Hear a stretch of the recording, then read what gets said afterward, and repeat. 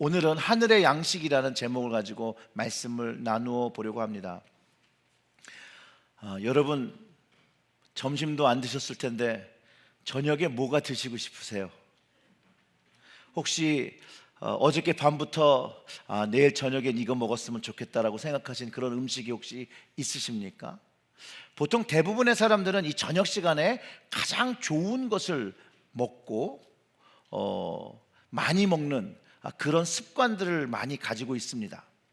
그런데 사실상 건강을 위해서는 아침을 황제처럼 먹고 저녁을 어떻게 먹으라고 그러죠? 거지같이 먹으라고 한 말이 기억납니다. 그럼에도 불구하고 제가 하나 질문하고 싶은 건, 여러분 오늘 저녁에 뭐가 드시고 싶으십니까? 스테이크? 갈비찜? 불고기? 남편이 해준 밥? 반응하시네 이건. 김치찌개? 스시와 사시미? 해물 파스타? 냉면? 잔치국수? 된장찌개? 우리는 이런 것들을 사실상 생각하면서 먹으려고 하죠. 좀 바보스러운 질문이지만 여러분, 우리가 왜 먹어야 합니까? 또 왜 매일 먹어야 합니까? 주부들의 많은 고민 중에 하나가 저녁엔 뭘 먹지? 아침엔 뭘 먹지? 점심엔 뭘 먹지라고 하시는 분들을 들어본 적이 있는데요. 그런데 왜 세 번 누가 먹으라고 가르쳐 줬습니까? 고려대학교의 윤재민 교수님이 조사하신 게 있는데, 우리나라 서민들이 하루 3끼를 먹었던 것이 70년대 후반부터라고 합니다. 그러니 70년대 이전에는 그래서 인사도 이렇게 했다라는 거예요. 사람을 만나면 식사는 하셨습니까? 그렇게 물어보는 시대에 살았던 적이 있고, 사실 우리가 살아가는 시대는 뭐 밥을 굶는 시대에 살고 있다라고 생각하지는 않지만, 그래도 여전히 이 미국 땅에서도 머저리티인 백인들도 식사를 못하는 아이들이 있고 그런 가정들이 있어요. 그래서 그 대부분의 사람들은 요즘은 없어서가 아니라 건강을 위해서 일일 일식 하시는 분도 있고, 2끼만 드시는 분도 있고, 또 3끼를 그냥 드시는 분도 있고, 또 원하시면 4끼, 5끼, 6끼도 드실 수가 있습니다. 자신의 선택으로 충분히 하루를 살아갈 수 있는 양을 드시게 되는 것이죠. 그렇기 때문에 우리가 정말 살아가기 위해서는 하루에 적당량의 양식을 먹어야 한다는 거예요. 즉 육의 양식이 우리에게 필요하다는 것이죠. 사람이 살아갈 수 있는 정도의 양은 먹어야 우리가 살 수 있습니다. 충분히 먹지 않으면 죽을 수도 있고 몸의 건강을 해칠 수도 있습니다. 사람은 살기 위해서 먹습니다. 음식을 먹는다는 것은 아주 인간이 해야 할 기본적이며 자연스러운 행동입니다. 그래서 우리는요, 하루에 적당한 양의 육의 양식과 영의 양식도 먹어야 합니다. 그런데 이런 자연스러운 양식, 이거를 먹어야 되는 행동에 우리가 제재를 좀 당하면, 그러니까 이런 자연스러운 행동을 할 수 없으면 사람들은 조금씩 나쁜 성향들을 보입니다. 그리고 어떤 분들은 배가 고프면 좀 난폭해지시는 분들이 있어요. 근데 먹을 것을 해결하고 나면 배가 부르면 사람들이 조용해지고 온순해지기도 합니다. 근데 금방 말씀드린 것처럼 배고프면 나쁜 성격이 나오는 분들이 있어요. 배고프면 신경질 내시는 분들이 있어요. 아마 혹시 여러분 주위에서 배가만 고프면 화내시는 분 혹시 경험해 보신 적 있습니까? 전 저희 아버지가 그러셨어요. 저희 아버지가 화낼 때가, 네? 아들이 신경질 내요? 아버지가 갑자기 화를 내시는데 왜 화를 내시는지 몰랐어요. 알고 보니까 시장하시면 그렇게 화를 내시더라고요. 그런데 놀랍게도 육적으로도 먹지 못하면 우리의 나쁜 성향들이 나오는데, 영적으로도 이게 마찬가지라는 거예요. 영적으로도 갈급하고 배고프면 영적 나쁜 모습이 보이게 나타나기 시작한다는 거예요. 반면 영적으로 잘 먹어서 충만하게 되고 은혜를 받게 되면 하나님께서 주신 이 은혜가 흘러나온다라는 것이죠. 그래서 은혜를 베풀고 긍휼을 베풀고 자비를 베풀게 되는 그런 모습을 자연스럽게 띈다라는 것이에요. 구약의 이스라엘의 백성들이 광야에서 살 때 모습을 보면 우리가 이것을 좀 더 이해할 수 있습니다. 광야 시절에 이스라엘 사람들에게 하나님이 주셨던 음식이 있었습니다. 뭐였죠? 만나죠. 오늘 본문에서 이스라엘 백성이 만나를 먹었다라고 예수님이 말씀하셨습니다. 이 만나는 모세가 이스라엘 백성을 애굽에서 데리고 나와서 엘림을 떠나 그 엘림과 그 시내산 사이에 있는 신광야에 이르렀을 때 출애굽기 16장 1절과 2절에 이것을 기록하고 있는데 이스라엘에서 나온 지 둘째 달 15째 되는 날이라고 기록하고 있어요. 이 날짜를 계산해 보면 민수기 날짜에 1월 15일 날 애굽에서 나왔다고 하니까 계산해 보면 한 달 정도가 됐다는 거예요. 애굽에서 나온 지 한 달 되었다고 기록하고 있는데 그 장면을 출애굽기 16장 3절이 담고 있어요. 그것을 한번 같이 읽어보도록 하겠습니다. 같이 읽어요. 이스라엘 자손이 그들에게 이르되 우리가 애굽 땅에서 고기 가마 곁에 앉아 있던 때와 떡을 배불리 먹던 때에 여호와의 손에 죽었더라면 좋을 것을 너희가 이 광야로 우리를 인도해 내어 이 온 회중이 줄여 죽게 하는도다. 애굽에서 떠난 지 한 달 광야 삶 속에서 이스라엘 사람들은 불평하기 시작해요. 원망하기 시작해요. 야, 우리가 애굽 땅에서 그 고기가마 옆에서 밥이라도 실컷 먹고 배불리 먹다가 그 재앙이 임할 때 죽었던 게 훨씬 낫지 않았겠느냐. 왜 우리들을 이 광야로 끌고 나와서 여기서 배고픔에 죽게 하려고 하는 것이냐라고 원망한다라는 것이에요. 이 이스라엘 사람들을 조금 이해해 보면 이렇다는 거예요. 한 달밖에 안 됐지만 나온 수가 장정 60만, 가족을 포함하면 엄청난 숫자가 나왔다라는 거예요. 애굽에서 떠날 때 준비해 갖고 나온 음식은 한 달이면 다 소요할 수 있는 인원이었다라는 거예요. 그러기에 이제 먹을 것 없는 것에 대해서, 배고픔에 대해서 하나님을 원망하기 시작했다라는 거예요. 그러면서 애굽에서 여호와 손에 죽었던 것이 더 마음이 편하겠다, 이렇게 탄식하는 것이죠. 그런데 출애굽기 16장 4절을 보면요, 이스라엘 백성이 모세를 원망하고 그 이끄신 하나님을 원망하고 있을 때 이렇게 말씀하세요. 그때 여호와께서 모세에게 이르시되 보라, 내가 너희를 위하여 하늘에서 한 양식을 비같이 내리니 백성이 나가서 일용할 것을 날마다 거둘 것이라. 이같이 하여 그들이 나의 뭐를 준행해요? 율법을 준행하나 아니하나 내가 시험하리라. 아멘. 하나님은요, 이스라엘 백성에게 하나님의 사랑을 담아서 양식을 공급하셨습니다. 그와 동일하게 하나님은 우리에게 사랑으로 양식을 공급하신다라는 것이에요. 원망하는 이스라엘에게 하나님은 하늘 양식을 주신다고 은혜를 베풀어 주셨다라는 것이에요. 그 후로 이스라엘 백성은요, 약속의 땅에 들어가기 전까지, 거기에 정착하기 전까지 이 만나를, 하늘에서 오는 양식을 40년 동안 그들이 수고해서 추수해서 먹은 것이 아니라 그냥 거둬들여서 먹었다라고 기록하고 있다라는 것이에요. 이 만나의 사건은 하나님께서 하나님의 방법으로 그 백성을 먹이신 사건이라는 거예요. 또한 하나님의 사랑의 표현이라고 할 수 있습니다. 만나는요, 하나님이 주시는 양식이에요. 그들에게 우리가 무엇을 먹을 수 있을까 할 때 주셨던 것이었다라는 거예요. 또한 이것은 하나님의 방법을 따라서 먹었습니다. 아까 말씀드렸던 것처럼 인간의 기본적인 삶 속에서 중요한 거 하나가 먹는 것인데, 이 먹는 것이 해결되지 않는 그 삶 속에서 하나님을 원망하는 모습, 사실 우리들이 갖고 있는 기본적인 그 악함이 여기서 발견된다라는 것이에요. 그러나 하나님은 이스라엘의 그런 나쁜 모습을 책망하지 않으시고 외려 이스라엘의 육의 필요에 따라서 하늘의 양식을 주셨다라는 것이에요. 사랑하셨기 때문에 그렇다는 거예요. 마치 엄마가 배고프다고 우는 아이한테 화내지 않고 빨리 음식을 만들어서 주는 것 같은 그런 사랑으로 주셨다라는 것이에요. 여러분, 혹시 빵이나 쿠키나 음식을 만들어 보신 적 있으시죠? 무슨 빵을 만들든 어떤 음식을 만들든 그 만드는 방법이 필요한데 그걸 뭐라고 부르죠? 레시피. 음식의 조리법이 필요합니다.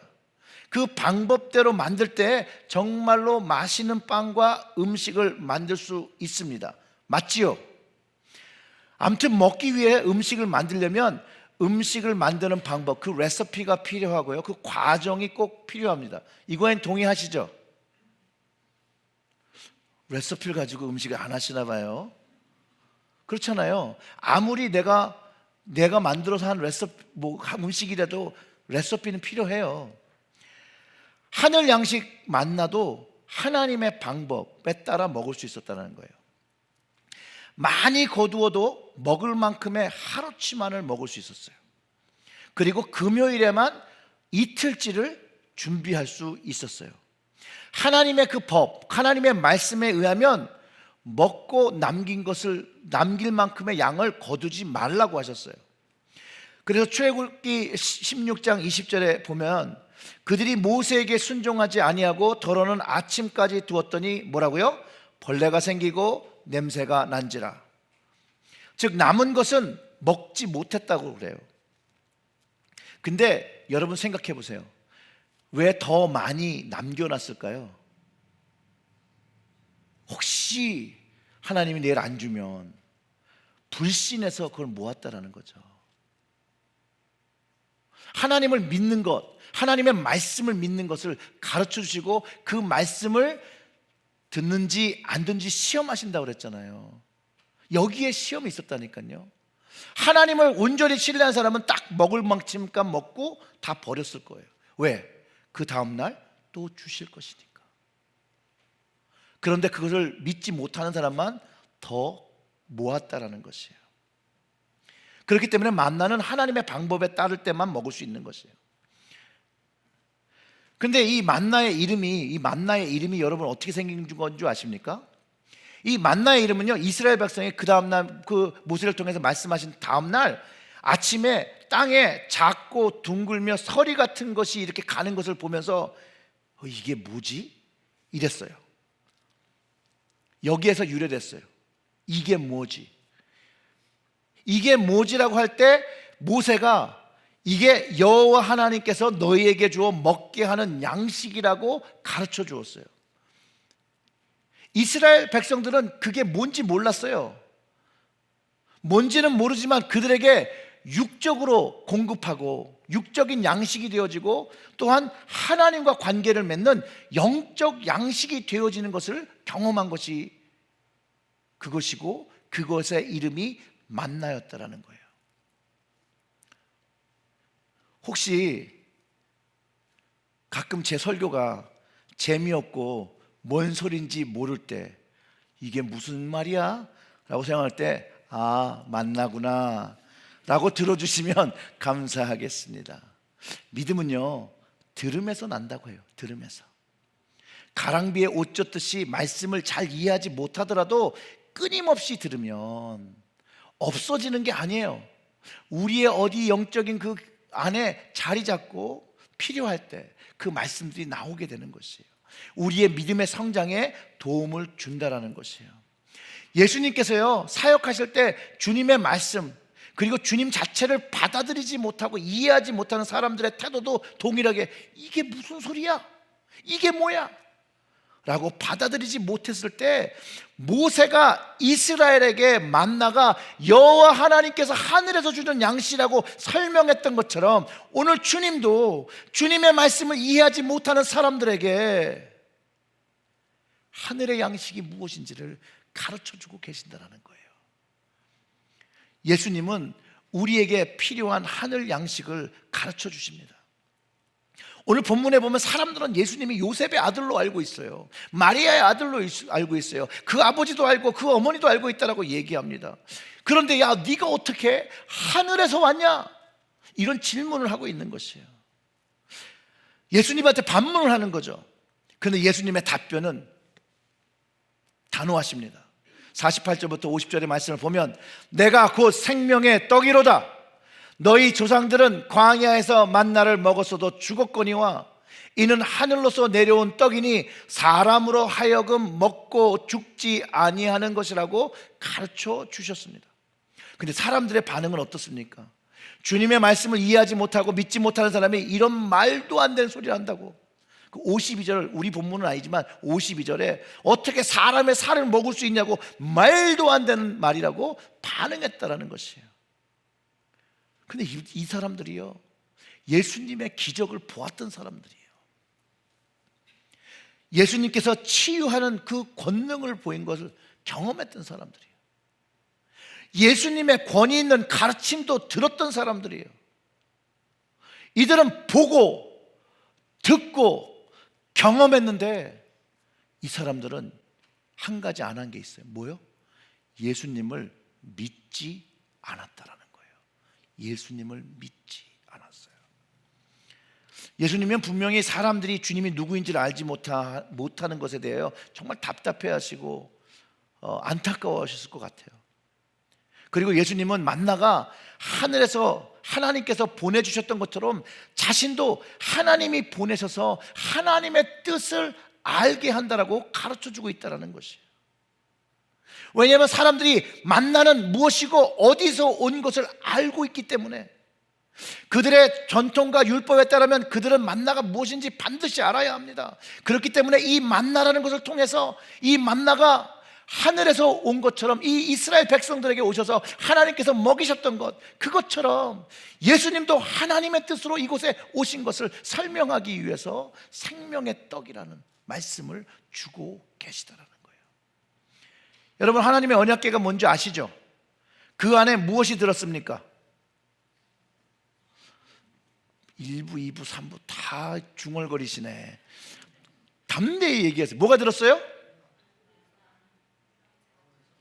뒤쪽은 굉장히 지혜롭게 대답했고요. 자, 히브리서 9장 4절의 말씀을 같이 보겠습니다.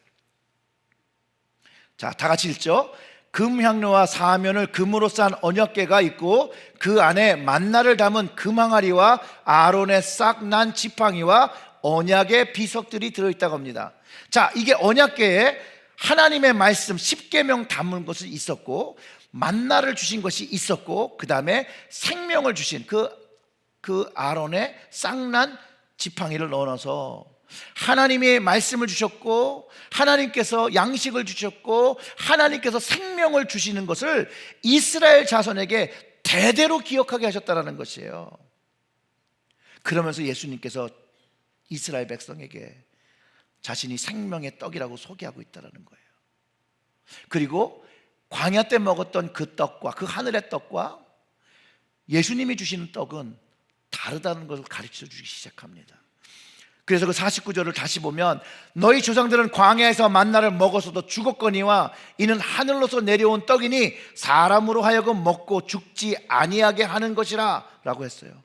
만나를 먹은 조상들은 다 죽었지만 하늘로부터 온 떡, 그 떡을 먹은 사람은 죽지 않고 영생할 수 있다라고, 영생의 길이 있다고 가르쳐주고 있다는 것이에요.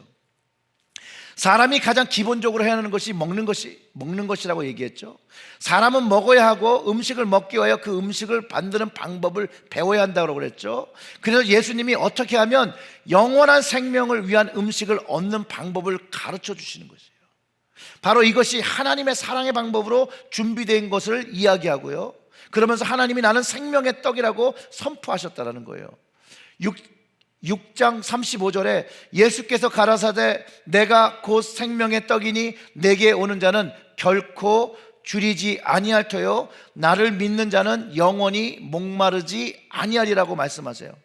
이 생명의 떡을 소유하고 먹을 수 있는 방법이 그 오늘 우리가 읽은 본문 안에 담겼는데 38절과 40절의 말씀을 보면 내가 하늘로서 내려온 뜻은 내 뜻을 행하려 함이 아니요 나를 보내신 이의 뜻을 행하려 함이라. 즉 하나님의 뜻을 이야기한다는 것이죠.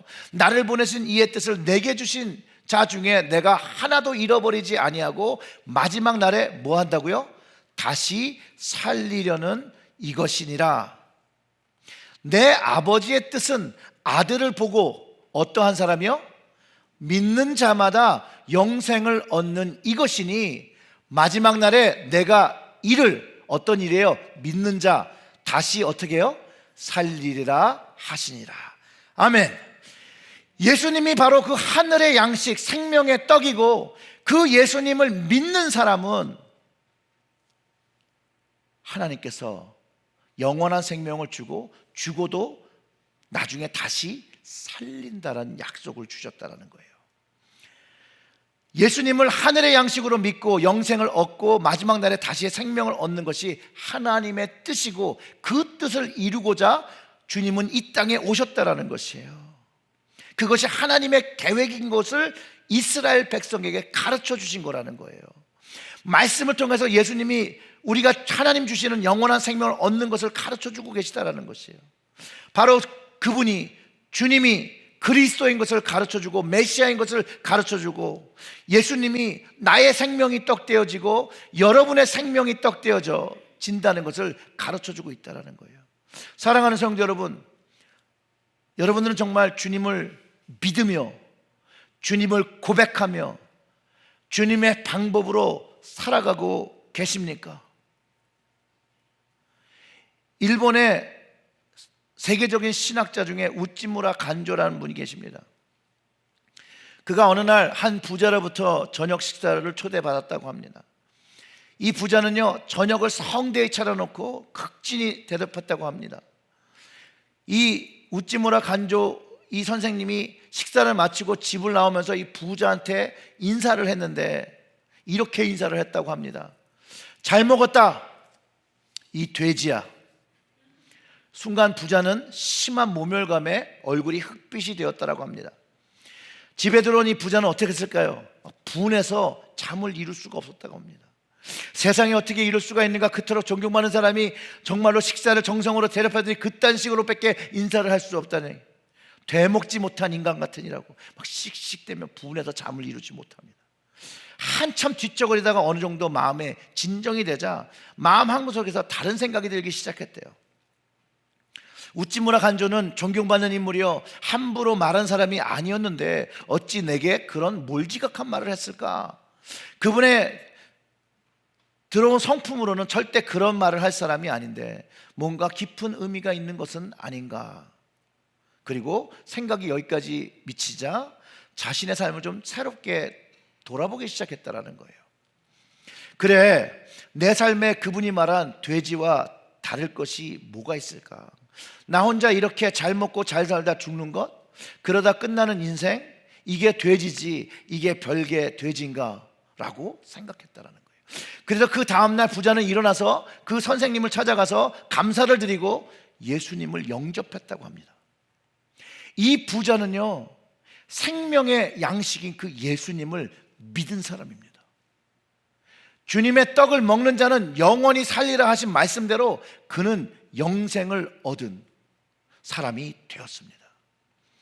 그리스도인으로 살기 위해서는요, 우리는 주님이 제공하시는 영의 양식, 그 음식을 먹어야 합니다. 우리는 어떻게 영의 양식을 먹습니까? 예수님이 그리스도인 것을 믿고 인정하는 것입니다. 예수님이 하나님 아버지께서 보내신 분인 걸 믿는 것입니다. 그 아버지의 뜻을 믿는 것입니다. 그 아버지의 뜻은 아들을 보고 믿는 자마다 영생을 얻고 마지막 날에 다시 살린다고 하셨다는 것이에요. 여러분, 광야에서 이스라엘 백성은요, 만나 없이 40년을 살 수가 없었습니다. 이스라엘 백성은요, 만나 없이 약속의 땅에 다다르지 못했습니다.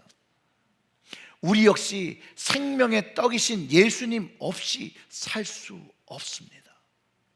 주님은 우리의 양식입니다. 여러분의 양식입니다. 오늘의 양식입니다. 주님 없이는요, 우리는 이 땅에서 살아가기가 어렵습니다. 하나님 나라, 그 나라까지 그 주님 없이 갈 수 없습니다. 오늘 이 시간에 여러분들의 마음을 돌아보시길 바랍니다. 여러분의 마음에 이 생명의 떡 되신 주님이 자리 잡고 계십니까? 생명의 양식이 진정으로 여러분 마음에 자리 잡고 있습니까? 이 양식은요, 가격이 없어요. 이스라엘 백성처럼 그냥 하늘에서 얻은 것이에요.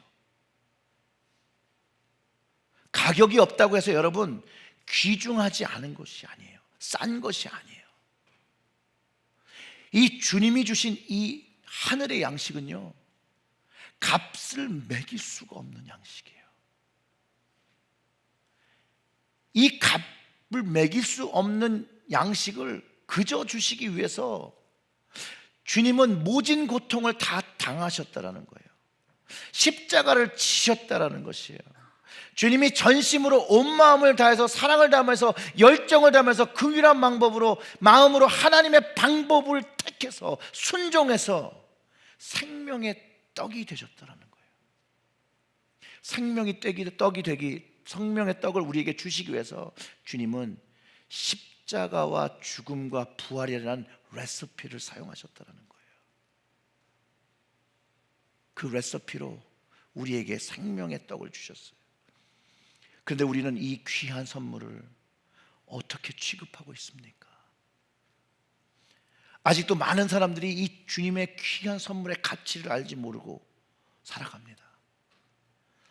사람들이 예수님을 여전히 무시하고 여전히 예수님을 믿지 않습니다. 그럼에도 불구하고 예수님은 이렇게 말합니다. 나는 생명의 떡이라. 오늘 본문에 선포된 것처럼 이는 하늘로서 내려오는 떡이니 사람으로 하여금 먹고 죽지 아니하게 하는 것이라. 나는 하늘로서 내려온 산떡이니 사람이 이 떡을 먹으면 영생하리라. 나의 줄 떡은 곧 세상의 생명을 위한 내 살이로라 하시니라. 이렇게 말씀하셨다는 거예요. 사랑하는 성도 여러분, 오늘 우리 주님은 우리를 주님의 식탁으로 초대하셨습니다.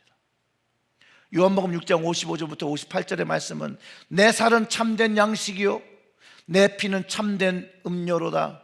내 살을 먹고 내 피를 마시는 자는 내 안에 거하고 나도 그 안에 거하나니 살아계신 아버지께서 나를 보내심에 내가 아버지로 인하여 사는 것 같이 나를 먹는 그 사람도 어떻게 해요? 나로 말미암아 살리라. 58절의 말씀은 이렇게 얘기합니다. 우리 다 같이 읽어보겠습니다. 이것은 하늘에서 내려온 떡이니 조상들이 먹고도 죽은 것 그것과 같지 아니하며 이 떡을 먹는 자는 어떻게 해요? 영원히 살리라. 여러분, 이 생명의 떡을 소유하며 누리며 살아가길 원하십니까? 그렇다면 자기 자신을 내려놓고 예수님을 간절히 붙들고 그리고 주님께 부르짖어야 합니다. 뭘 부르짖냐면 주님, 나의 삶을 이끌어 주세요. 나에게 주인 되어서 내 삶을 이끌어 주세요. 그리고 나만이 아는 내 마음속에 가장 깊은 마음의 중심으로 주님을 모시는 거예요. 그리고 그것을 보여드리는 것이에요. 그리고 그곳에 있는 것들을 가지고 주님께 이야기하는 거예요. 회개하는 것이에요. 그럼 주님이 무엇을 바꿔야 될지, 무엇을 해야 할지를 말씀하기 시작하십니다.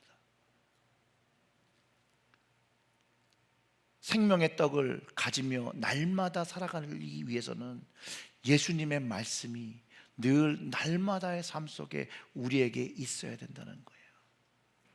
바로 우리의 영적 삶을 위해서, 영원한 삶을 위해서 우리는 오늘의 양식을 먹어야 합니다. 많이 먹어도 돼요. 하지만 여러분이 영에 살 수 있을 만큼은 먹어야 된다는 거예요. 나의 영이 적어도 살아갈 수 있는 만큼들은 드셔야 한다는 거예요. 그 양식을 가지시기를 주님의 이름으로 축원합니다. 오직 예수님이에요. 오직 예수님을 통해서 참된 구원과 영생의 비밀을 경험하게 되는 것입니다. No other way. 다른 길은 없습니다. 오직 예수님만. 예수님께로 나오셔서 그 길을 누리시기를 주님의 이름으로 축원합니다.